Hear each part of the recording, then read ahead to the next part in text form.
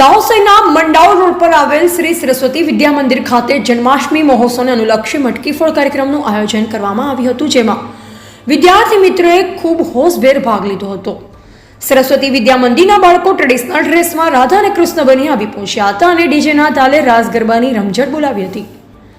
સરસ્વતી વિદ્યા મંદિરના મેદાનમાં આશરે 15 ફૂટની ઊંચાઈ પર મટકી બાંધવામાં આવી, જેમાં વિદ્યાર્થીઓએ પિરામિડ બનાવી એકની ઉપર એક ચડી મટકી ફોડવામાં આવી હતી, જેમાં 11 ટીમોએ ભાગ લીધો હતો। બેસ્ટ પ્રદર્શન બહેનોની વિદ્યાર્થીનીઓની ટીમનું રહ્યું। જય કનૈયા લાલ કી હાથીઘોડા પાલકીના નારાથી વાતાવરણ ગુંજી ઉઠ્યું હતું। નાના બાળકોએ ખૂબ જ આનંદ ઉત્સાહ સાથે મટકી ફોડના કાર્યક્રમની ઉજવણી કરી હતી। રિપોર્ટર દીપેશ ચૌહાણ, દાહોદ।